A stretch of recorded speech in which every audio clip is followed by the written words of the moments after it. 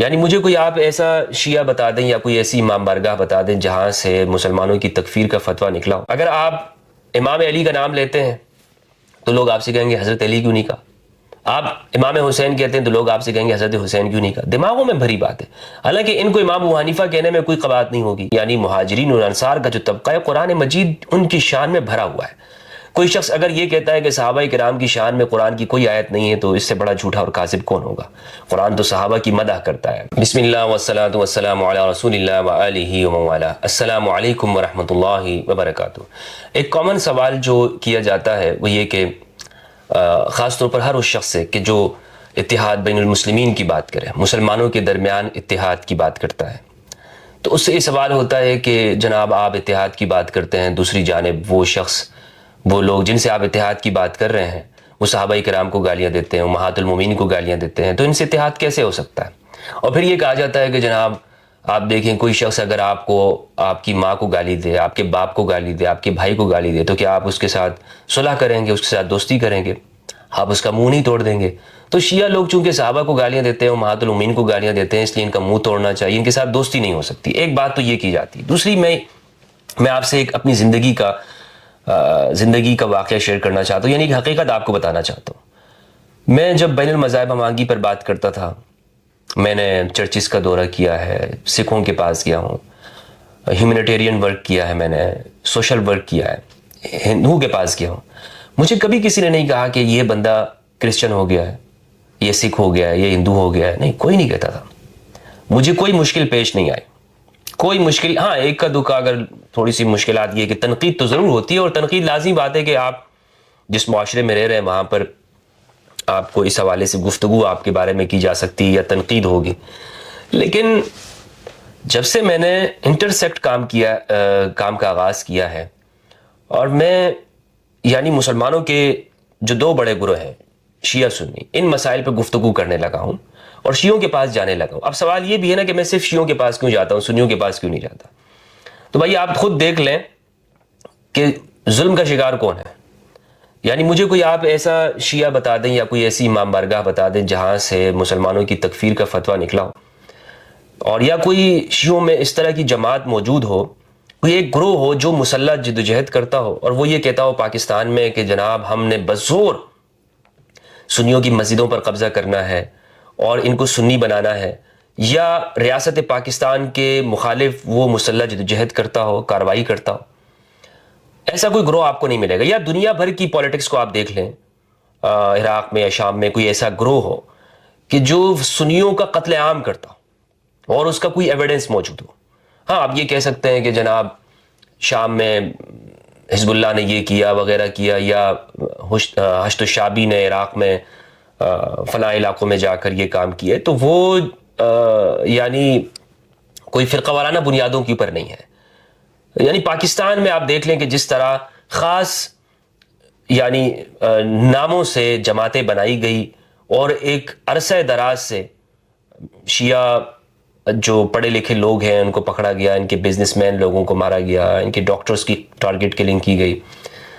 تو ایسا جو جتھا ہے اگر کسی زمانے میں یہاں پہ بنا بھی ہوگا تو وہ ایک تھوڑے سے دور کے لیے کہ اپنے آپ کو بچانے کے لیے، جہاں تک میں سمجھاؤں۔ لیکن دنیا بھر میں اگر ہم یہ دیکھتے ہیں تو کوئی ایسا کوئی بڑا گروہ نہیں ہے، ان کے اندر ان کے مرجے سے کوئی ایسا فتویٰ نہیں ہے کہ آپ یہ کام کریں۔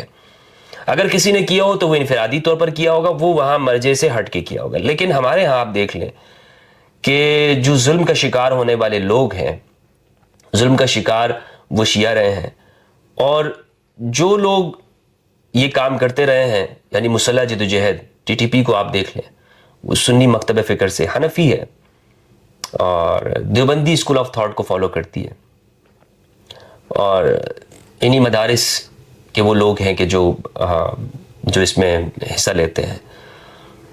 تو اس طرح کی جتنی بھی مسلح تنظیمیں ہیں ان کا تعلق کہاں سے، یہ آپ کو معلوم ہو جائے گا۔ یہ کوئی فرقہ وارانہ بات میں نہیں کر رہا ہوں، یہ وہ بات میں کر رہا ہوں کہ جو آپ کے سامنے ہر بندہ جان لے گا کہ ہاں بھائی یہ ان کا تعلق کہاں سے، ان کا تعلق کہاں سے، ٹھیک ہے نا۔ تو اس لیے شیعوں کے پاس جانے کا مطلب یہ ہے کہ ایک تو میں خود سنی ہوں الحمدللہ، یعنی اس معنوں کے اندر صحابہ کرام کا احترام کرتا ہوں، امہات المومنین کا احترام کرتا ہوں، نہ صرف احترام کرتا ہوں بلکہ ان کے فضائل کا قائل ہوں، امہات المومنین کی شان میں قرآن کی آیات نازل ہوئی، سورۃ الاحزاب کے اندر دیکھ لیں، امہات المومنین کی شان بیان کی اللہ سبحانہ وتعالیٰ نے۔ اور صحابہ کرام رضوان اللہ علیہم اجمعین یعنی مہاجرین اور انصار کا جو طبقہ ہے، قرآن مجید ان کی شان میں بھرا ہوا ہے۔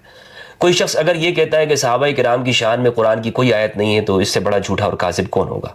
قرآن تو صحابہ کی مدح کرتا ہے، والسابقون الاولون من المہاجرین والانصار والذین اتبعوہم بإحسان رضی اللہ عنہم ورضوا عنہ۔ تو قرآن مجید ان کی مدح کر رہا ہے، اولئک هم المفلحون کہتا ہے، متقین کہتا ہے، فائزون ان کو کہتا ہے، مؤمنون ان کو کہتا ہے۔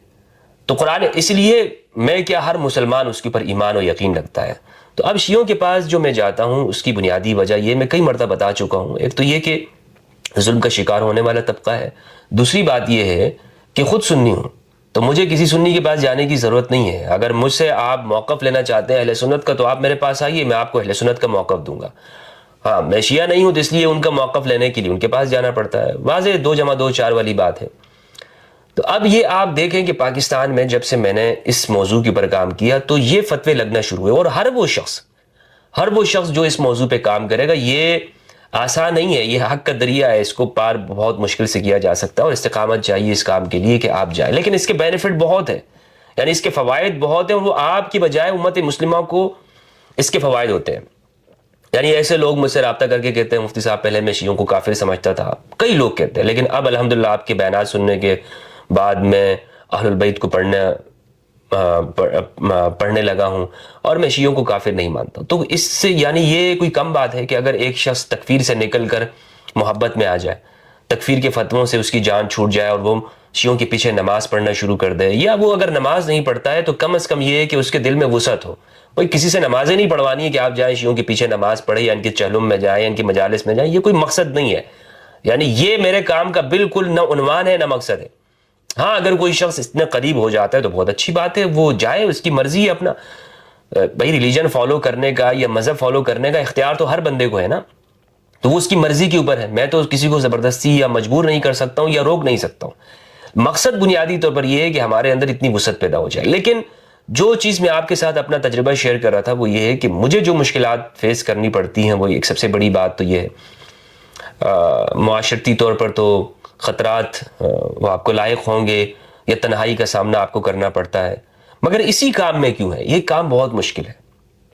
اسی کام میں جو آپ کو مشکلات فیس ہوتی ہیں اس کی بنیادی وجہ یہ ہے کہ لوگوں کو عرصے دراز سے ان کے دماغوں میں یہ بات بھری ہوئی ہے کہ ایسا نہیں ہو سکتا، اور یہ جو بھی یہ کام کرے گا وہ ایران کا ایجنٹ ہوگا، وہ کسی ملک کا ایجنٹ ہوگا۔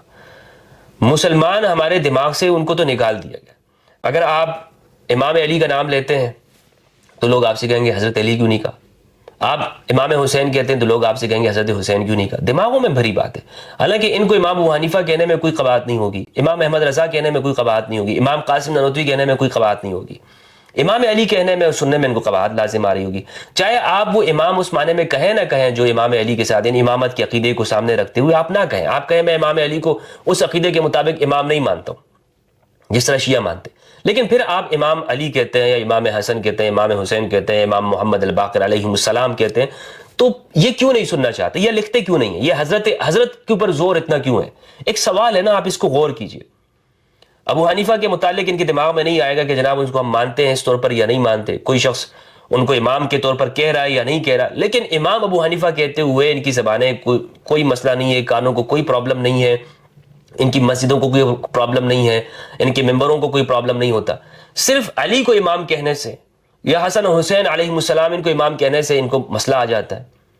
تو یہ ایک بات ہے سمجھنے کی، اس طرح کی جو چیزیں ہیں، سوالات ہیں، یہ عام بندے کے دماغ میں جب آتی ہیں تو وہ پھر تشیع کا مطالعہ کرتا ہے اور پھر وہ آخر میں جا کے وہ شیعہ ہوتا ہے۔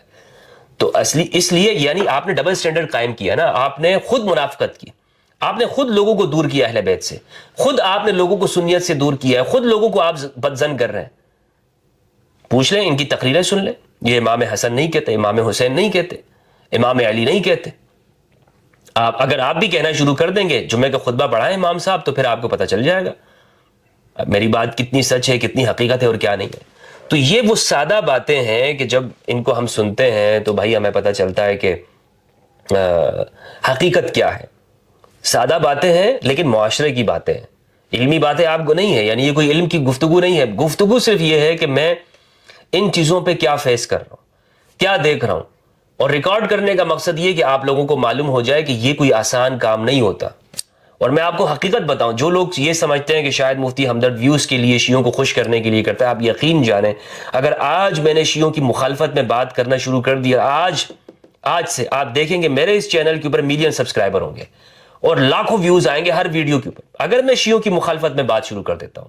اور میں تو کر سکتا ہوں، میں جھوٹ بنا سکتا ہوں، جھوٹ بول کے کہہ سکتا ہوں جناب میں عراق گیا، وہاں میں نے دیکھا وہاں پہ یہ لوگ سجدے کر رہے ہیں، وہاں پہ یہ لوگ شرک کر رہے تھے، وہاں یہ کر رہے تھے، فلاں کر رہے تھے، شام غریبہ میں یہ لوگ یہ کرتے ہیں وغیرہ. یہ جھوٹ میں بنا کے بول سکتا ہوں جس طرح کے دیگر مولوی بولتے رہتے ہیں، اور وہ تو گئے بھی نہیں ہیں، وہ گئے بھی نہیں ہوتے اور جھوٹ بولتے ہیں.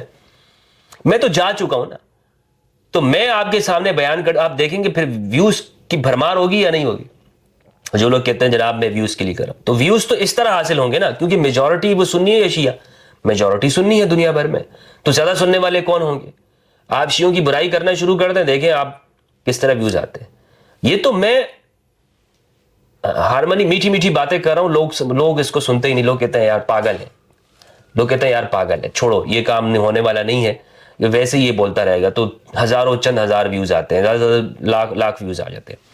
ہونا یہ چاہیے کہ ہم محبت کے کام کے لیے زیادہ اس کو دیکھتے ہیں، لیکن لوگ نہیں دیکھتے اس طرح کی چیزوں کو زیادہ طور پر.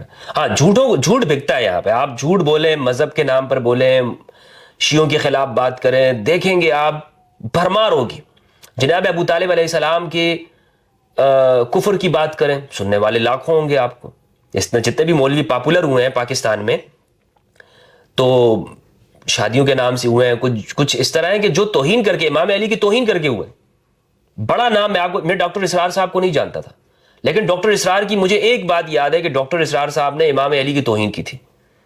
میں اس طرح اور بھی نام ہے، چلے میں نام نہیں لیتا ہوں، چھوڑیے.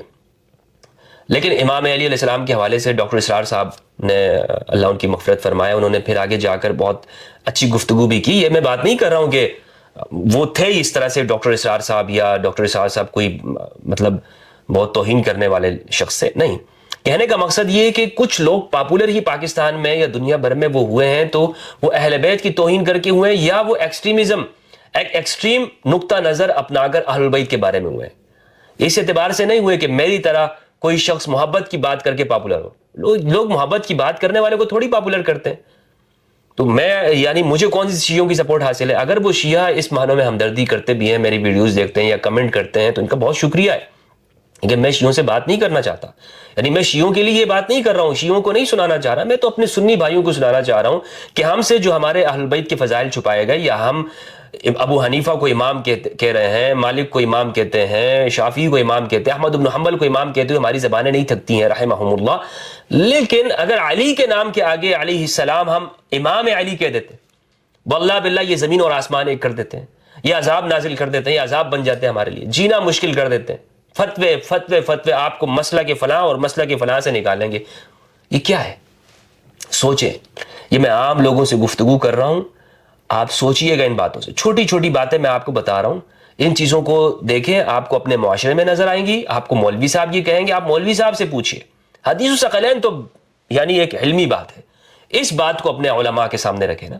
علیہ السلام، آپ السلام علیکم ایھا النبی ورحمۃ اللہ وبرکاتہ، السلام علینا وعلی عباد اللہ الصالحین، السلام علینا وعلی عباد اللہ الصالحین. حضرت مریم کو آپ علیہ السلام کہتے ہیں، حضرت خضر کو آپ علیہ السلام کہتے ہیں، کوئی قباحت نہیں ہے. یعنی میں اس کا مخالف نہیں ہوں، مریم کو علیہ السلام آپ کہہ رہے ہیں، حالانکہ وہ نبیہ بھی نہیں ہے. تو جب کوئی شخص امام علی علیہ السلام کہتا ہے، یا امام حسن علیہ السلام، امام حسین علیہ السلام، یا سیدہ زہرا علیہ السلام البتول، ان کا ذکر کرتے ہوئے وہ یہ بات کرتا ہے، تو آپ کو کیا پیٹ میں مروڑ پیدا ہوتی ہے؟ آپ کو رافضی ہے، شیعہ ہے، غالی ہے، فلاں ہے. یہ جو چیزیں ہیں نا مولوی صاحب، یہ آپ کے چہرے سے نقاب اتارتی ہے. مجھے یہ جتنے بھی مولوی ہیں، ان کے چہروں سے آپ نقاب اتارنا چاہیں نا، تو آپ ان کے سامنے یہ الفاظ پوچھیں.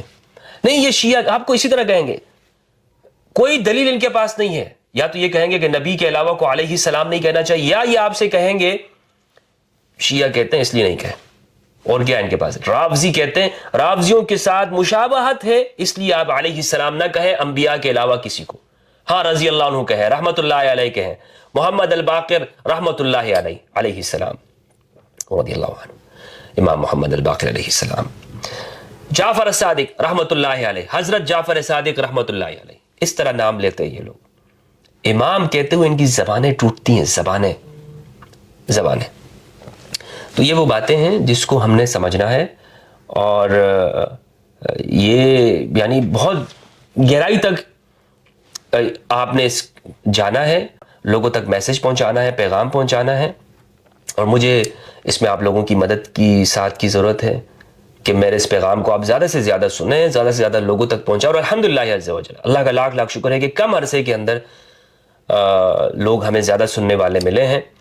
میں اللہ کا لاکھ لاکھ شکر ادا کرتا ہوں کہ پروردگار نے مجھے علی کے غلاموں میں سے بنایا۔ میرا شمار ان لوگوں میں سے ہوتا ہے پاکستان میں، دنیا بھر میں، کہ جو علی کا غلام ہے۔ آپ مجھے کچھ بھی کہیں، میرا شمار، کوئی بھی شخص کسی کے سامنے آئے گا نا تو وہ یہ کہے گا کہ یہ وہ ہے جو حدیث ثقلین سناتا ہے۔ کسی کی پہچان اللہ نے مولوی کی کس میں بنا دی، کسی کو کی پہچان کس میں رکھ دی ہے، کوئی کس نام سے مشہور ہوتا ہے، لیکن الحمدللہ عز و جل پاکستان کا واحد شخص ہوں کہ میں حدیث ثقلین سے میری پہچان ہوتی ہے۔ ہزاروں لاکھوں لوگوں تک، ابھی تک میرے چینل کو دیکھنے والے تقریباً کوئی 2 کروڑ سے زیادہ ہو چکے ہیں، تو 2 کروڑ لوگوں تک جو میرا پیغام، میری جو چہرہ گیا ہے نا، وہ حدیث ثقلین کے ساتھ گیا ہے، حدیث الثقلین۔ فخر ہے مجھے رافضی ہونے پر، الحمدللہ، اگر حدیث ثقلین کی وجہ سے رافضی سمجھا جاتا ہے۔ تو یہ میری گزارشات ہیں، میں یہ چاہوں گا کہ آپ توجہ سے سنیں اسے اور دوسروں تک پہنچائیں۔ بہت بہت شکریہ دوستو، اپنا اور اپنے پیاروں کا خیال رکھیے گا۔ السلام علیکم ورحمۃ اللہ وبرکاتہ۔